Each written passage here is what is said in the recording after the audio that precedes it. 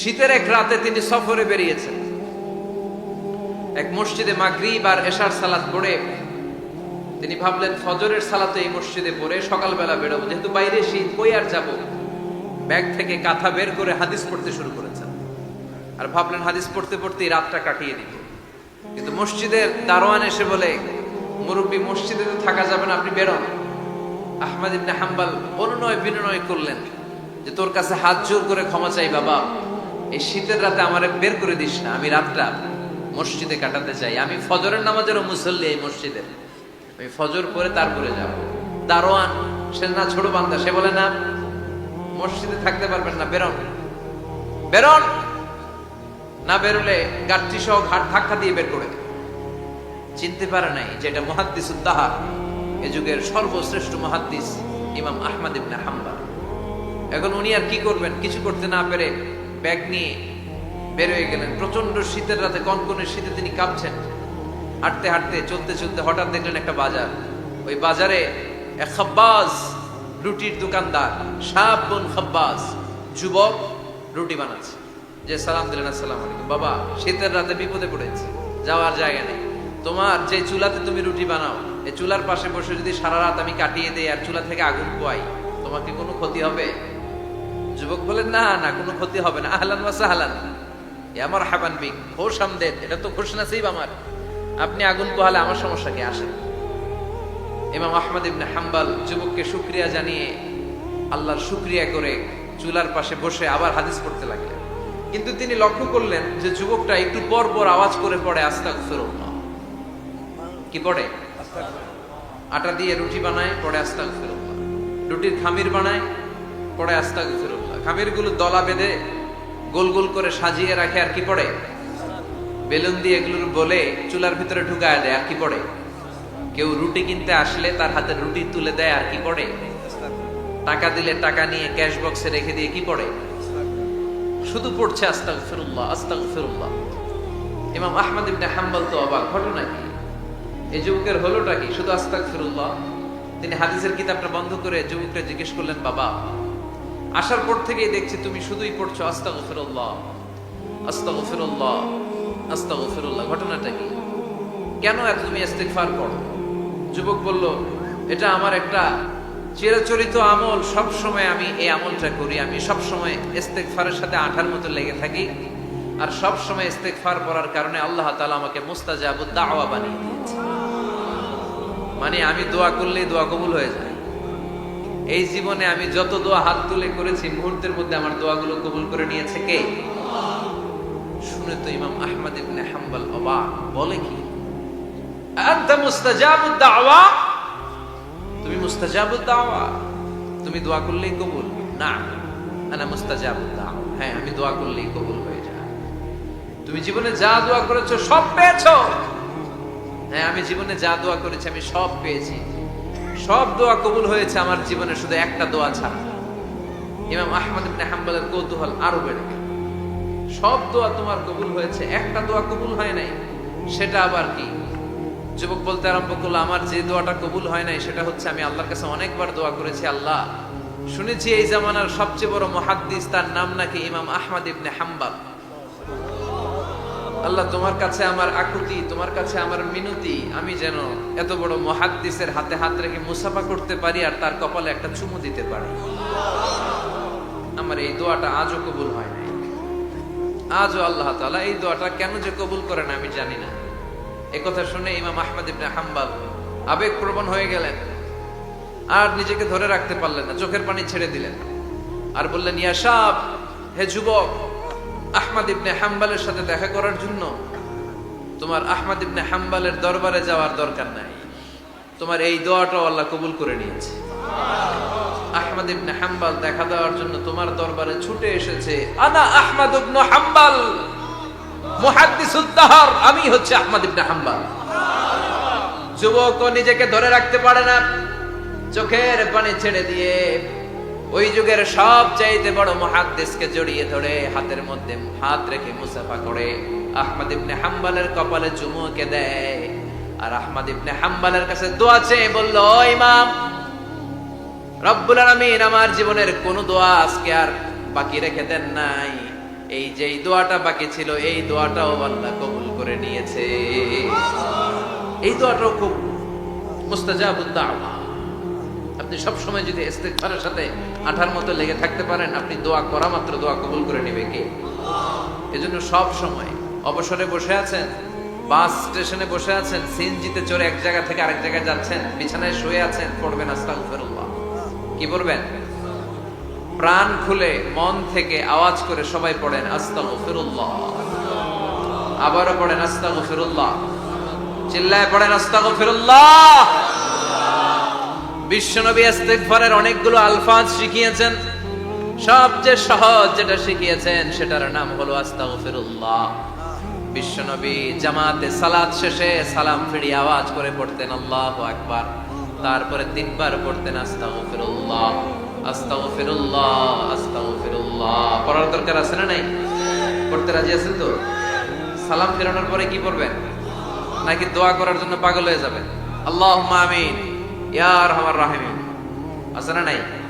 পাগল হয়ে যায় দোয়া করার জন্য, কিন্তু তাসবিহগুলো পড়তে চায় না। বিশ্বনবী লম্বা তাসবিহ পড়তেন, সালাম ফেরানোর পরেই আস্তাগফিরুল্লাহ পড়তে রাজি আছেন? আবার বিশ্বনবী বললেন, যে ব্যক্তি পড়বে আস্তাগফিরুল্লাহ আল্লাযী লা ইলাহা ইল্লা হুয়াল হাইয়ুল কাইয়্যুম ওয়া আতুবু ইলাইহি, যুদ্ধের ময়দান থেকে যদি কেউ পালিয়ে যায় তার কোনো মাফ নাই। এটা অনেক বড় কবিরা গুনাহ। আত-তাওয়াল্লি মিন ইয়াউমিজ যাহফ, যুদ্ধের ময়দান থেকে পালালে ওর কোনো মাফ নাই। বিশ্বনবী বলেন, যুদ্ধের ময়দান থেকে পালিয়ে এসেছে কোন মুসলিম সৈনিক, সেও যদি এই আস্তাগফিরুল্লাহ আল্লাযী লা ইলাহা ইল্লা হুয়াল হাইয়ুল কাইয়্যুম ওয়া আতুবু ইলাইহি মন থেকে পড়ে, তার জীবনের গুনাহ আল্লাহ মাফ করে দিবেন। আবার সাইয়েদনা আবু বকর, সহিহ বুখারীর বর্ণনা, বিশ্বনবীরে বললেন, ইয়া রাসূলুল্লাহ আল্লিমনি দুআআন আদউ বিহি ফি সালাতি।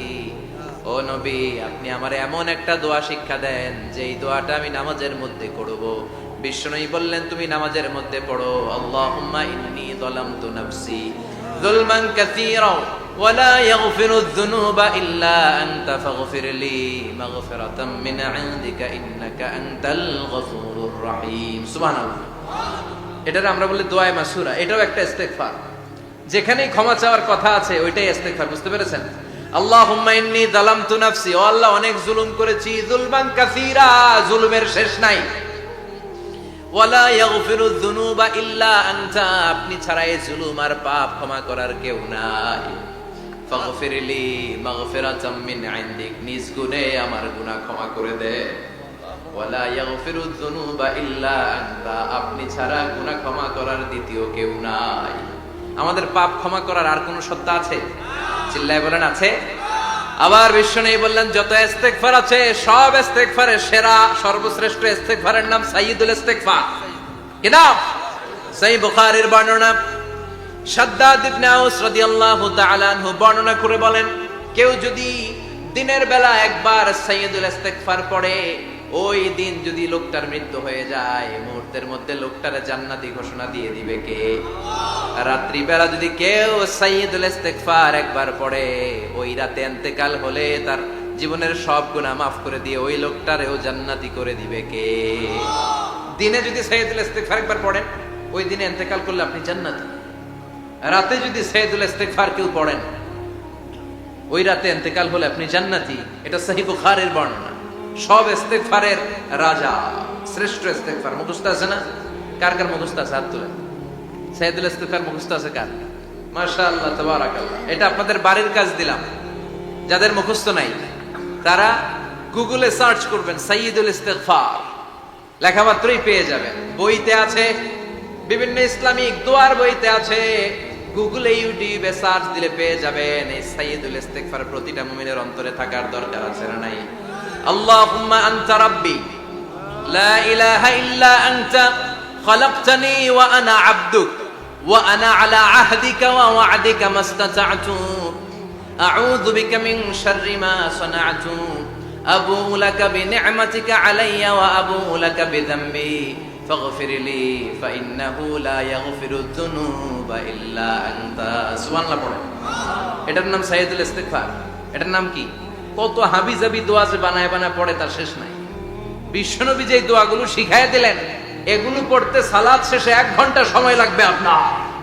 1 ঘন্টার আগে মুসল্লা থেকে ওঠার কোনো সুযোগ নাই। চিল্লায় বলেন ঠিক কিনা? বিশ্বনবী সালাম ফিরিয়ে আওয়াজ করে পড়তেন আল্লাহু আকবার, 3 বার পড়তেন আস্তাগফিরুল্লাহ, 33 বার সুবহানাল্লাহ, 33 বার আলহামদুলিল্লাহ, 33 বার আল্লাহু আকবার। এরপরে পড়তেন লা ইলাহা ইল্লাল্লাহু ওয়াহদাহু লা শারীকা লা, লাহুল মুলকু ওয়া লাহুল হামদু ওয়া হুয়া আলা কুল্লি শাইইন কাদির। সুবহানাল্লাহ পড়েন।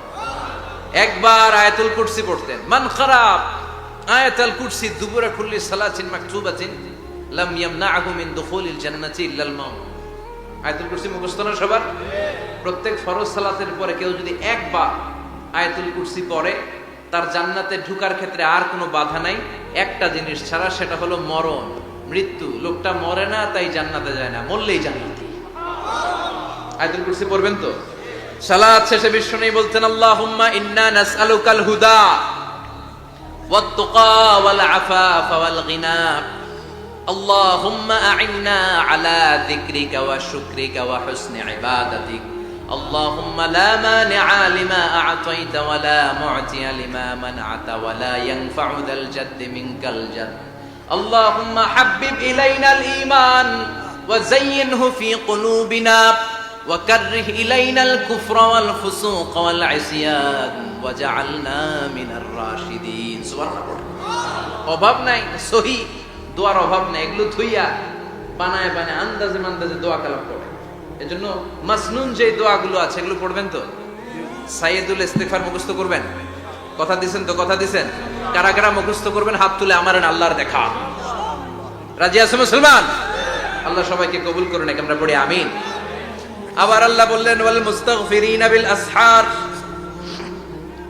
ওয়াল মুস্তাগফিরিনা বিল আসহার। আমার প্রিয় বান্দারা শেষ রাতে চোখের পানি ছেড়ে তাহাজ্জুদের নামাজে যায়, নামাজ ভিজায়, আর শেষ রাতে ইস্তেগফার পড়ে, ঠিক কিনা?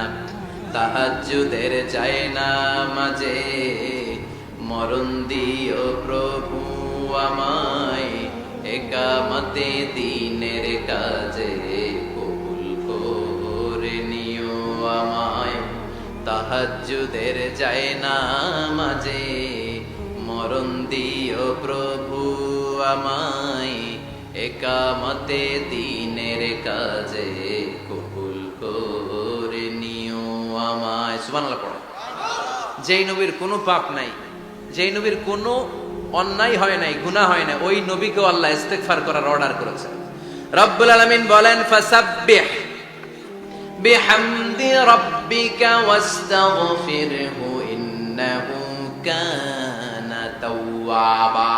ফাসাব্বিহ, নবী তাসবিহ পড়েন, বিহামদি রাব্বিকা, রবের নামে, রবের প্রশংসার তাসবিহ পড়েন, ওয়াস্তাগফিরহু, তার কাছে ক্ষমা চান, ইস্তেগফার পড়েন। ওয়াস্তাগফিরহু, ফাসাব্বিহ বিহামদি রাব্বিকা ওয়াস্তাগফিরহু। ও নবী আপনি ইস্তেগফার পড়েন। যে নবীর কোনো গুনাহ নাই, ওই নবীকে যদি আল্লাহ ইস্তেগফার করার অর্ডার করতে পারেন, আমাদের ইস্তেগফার করার দরকার আছে না? নেই? প্রতিদিন কম করে 100 বার ইস্তেগফার করব। কয়বার? চিল্লায় বলেন কয়বার? আওয়াজ করে সবাই আবার পড়েন আস্তাগফিরুল্লাহ, আর জোরে পড়েন আস্তাগফিরুল্লাহ। এজন্য পাপ হোক, অন্যায় হোক, শয়তানের ওয়াসওয়াসায় পড়ে নামাজ ছেড়ে দিয়েছি, মিথ্যা কথা বলেছি, আব্বা আম্মার সাথে বেয়াদবি করেছি, জুলুম করেছি, মুহূর্তেই চোখের পানি ছেড়ে 2 রাকাত নামাজ পড়ে তওবা করে ইস্তেগফার করে ক্ষমা চাইবো কার কাছে? চিল্লায় বলেন কার কাছে? এগুলো হচ্ছে মুমিনের হাতিয়ার। এই তাওবা, এই ইস্তেগফার, this is the weapon of believers. এগুলো বিশ্বাসীদের হাতিয়ার।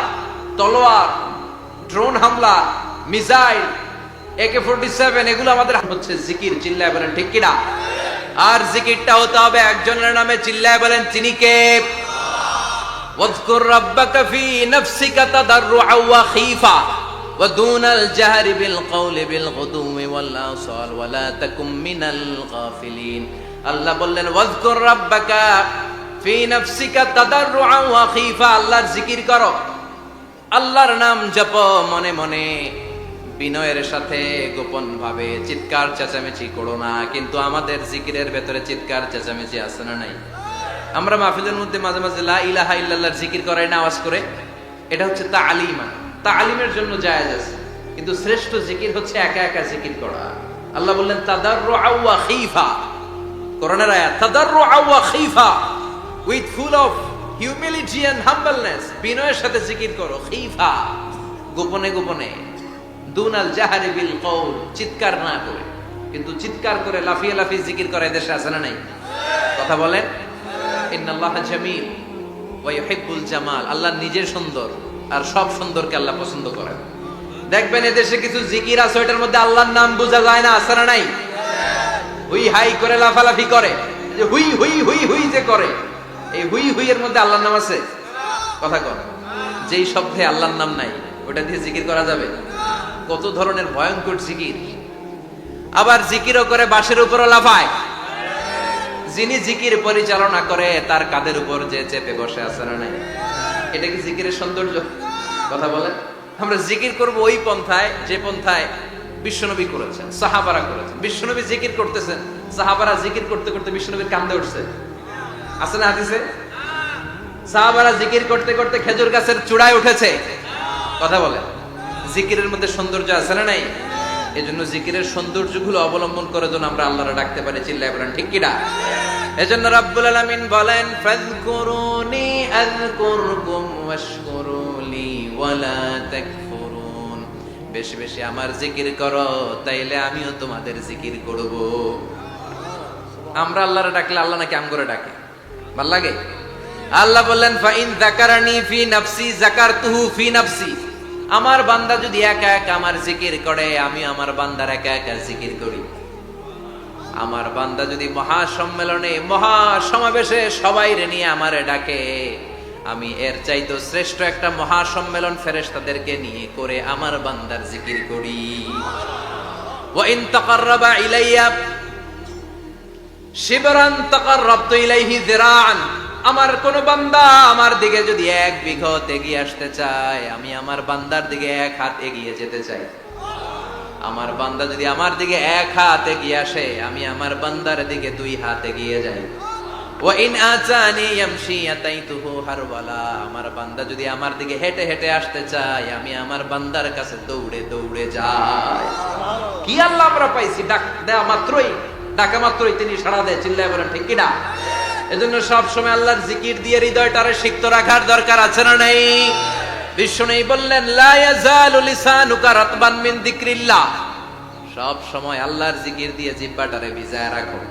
জিকির করেন, লা ইলাহা ইল্লাল্লাহ, লা ইলাহা, লা ইলাহা ইল্লাল্লাহু মুহাম্মাদুর রাসূলুল্লাহ সাল্লাল্লাহু। মাসালুল লাযী ইয়াযকুরু রাব্বা ওয়াল্লাযী লা ইয়াযকুরু রাব্বা মাসালুল হাইয়্যি ওয়াল মাইয়্যিত। যে হৃদয় আল্লাহর জিকির করে আর যে হৃদয় জিকির করে না, বিশ্বনবী বললেন দুই হৃদয়ের পার্থক্য হচ্ছে একটা জীবিত হৃদয় আর একটা মৃত হৃদয়।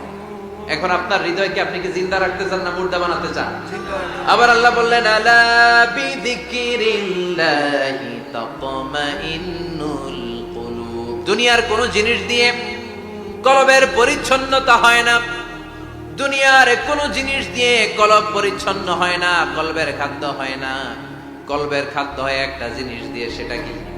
আল্লাহর জিকির। এজন্য কলবের মধ্যে কি বসাবেন? নাকি আয়না? আয়না বসাইয়া দে মোর কলবের ভিতর বাবারে। কথা কর। আয়না বসাইতে চাই, আছে না নাই? তোর বাবার কলবে তো আয়না নাই, তোরে কি আয়না দিব? বিশ্বনবী কলবে আয়না বসাইছে, সাহাবারা আয়না বসিয়েছে, আবু হানিফা কলবের ভেতরে আয়না বসিয়েছে, ইমাম শাফিঈ কলবে আয়না বসিয়েছে। কলবে আল্লাহর জিকির ছাড়া কোনো আয়না ফায়না বসানো চলবে না। চিৎকার করে বলেন ঠিক কি না?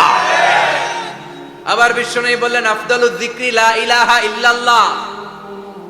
জিকিরের জগতে যত জিকির আছে, শ্রেষ্ঠ জিকির হলো লা ইলাহা ইল্লাল্লাহ। মান ক্বালা লা ইলাহা ইল্লাল্লাহ সিদকান মিন কলবিহি দাখালাল জান্নাহ। ঈমানের সাথে, ইখলাসের সাথে একবার কেউ যদি লা ইলাহা ইল্লাল্লাহ পড়ে, তার জন্য জান্নাতকে ওয়াজিব করে দিবে কে? এটার নাম কালিমাতে তাইয়্যিবা। কি নাম? দারাবাল্লাহু মাসালান কালিমাতান তাইয়্যিবাতান কাশাজারাতিন তাইয়্যিবা আসলুহা সাবিতুন ওয়া ফারউহা ফিস সামা। এই লা ইলাহার নাম আল্লাহ দিলেন কালিমায়ে তাইয়্যিবা। কি নাম? কথা কর। ঝিনুকের ভেতর লুকিয়ে থাকে যেমন মতি, ঝিনুকের ভেতর লুকিয়ে থাকে যেমন মতি, কালমা শাহাদাতে আছে আল্লাহর জ্যোতি, কালমা শাহাদাতে আছে আল্লাহর জ্যোতি। পড়েন সবাই।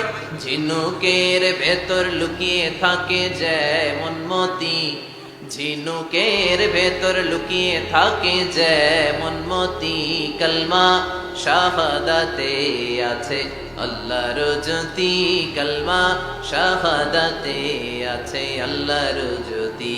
সুবহানাল্লাহ পড়ে। তাহলে জিকিরের জগতে সবচেয়ে শ্রেষ্ঠ জিকিরের নাম, চিল্লায় বলেন কি নাম? সাইয়েদনা মুসা আলাইহিস সালাম আল্লাহর ডেকে বললেন মাবুদ। সহিহ ইবনে হিব্বান, মুস্তাদরাকে হাকিম, দুইটা সহিহ হাদিসের গ্রন্থে হাদিসটা এসেছে। সাইয়েদনা আবু সাঈদ আল খুদরি হাদিসের বর্ণনাকারী। বিশ্বনবী বললেন মুসা আলাইহিস সালাম আল্লাহর ডেকে বললেন, আল্লাহ আল্লিমনি কালিমাতান আদউ বিহা, ও আল্লাহ এমন একটা স্পেশাল জিকির আপনি আমারে শিক্ষা দেন, এই জিকির দিয়ে আমি আপনারে ডাকবো। এই জিকিরটা জানবে শুধু আমি, আর জানবেন আপনি, দুনিয়ার কেউ জানবে না। এমন একটা জিকির শিখান যে জিকিরটা কেউ জানে না, জানবে শুধু আমি আর জানবেন আপনি। কথা শুনতেছেন? প্রশ্ন করছে কে? হ্যাঁ, আল্লাহ প্রশ্ন করছে। প্রশ্ন করেছে কে? মুসা আলাইহিস সালাম। করেছে কার কাছে? শ্রেষ্ঠ একটা জিকির শিখায় দেন যেটা শুধু আমি করবো আর কেউ করতে পারবে না। আল্লাহ বললেন মুসা পড়ো লা ইলাহা। মুসা আলাইহিস সালাম বললেন আল্লাহ জিজ্ঞেস করলাম কি আর কইলেন কি? লা ইলাহা ইল্লাল্লাহ, এটা তো জাতীয় জিকির। কথা কয়, এটা তো ইন্টারন্যাশনাল জিকির, এটা তো সবাই পারে। আমি তো চাইছি এমন একটা এক্সক্লুসিভ যেটা আপনি আর আমি ছাড়া কেউ জানে না, শুধু জানবেন আপনি আর আমি। আল্লাহ বললেন মুসা এর চাইতে শ্রেষ্ঠ জিকির আমার কাছে নাই। ও মুসা লাউ তাদাউ সাবউস সামাওয়াতি ওয়াল আরদ ফি কাফা, সাত আকাশ সাত জমিন যদি এক পাল্লায় রেখে দাও, ওয়ালা ইলাহা ইল্লাল্লাহ ফি কাফাতিন উখরা, লা ইলাহা ইল্লাল্লাহ যদি আরেক পাল্লায় রেখে দাও, লা রাজাহাত কাফাতু লা ইলাহা ইল্লাল্লাহ, মুহূর্তের মধ্যে লা ইলাহার পাল্লা ভারী হয়ে যাবে রে মুসা। সাত আকাশ সাত জমিন হালকা হয়ে যাবে, আর লা ইলাহা ইল্লাল্লাহর পাল্লাটা ভারী হয়ে যাবে। সুবহানাল্লাহ পড়ে। এজন্য সব সময় এই লা ইলাহার জিকির করতে রাজি আছেন তো? এখন আমরা এই লা ইলাহারে বানাইছি ভিক্ষার জিকির, আছে না নাই? একটা টাকা দিয়া যান আমি গরিব ইনসান, আখিরাতে সওয়াব পাইবেন পাহাড় সমান। একটা টাকা দিয়া যান আমি গরিব ইনসান, আর লা ইলাহার জিকির ভিক্ষার জিকির বানাইছি আমরা। কিন্তু এটা যে একটা বিপ্লবী বাণী,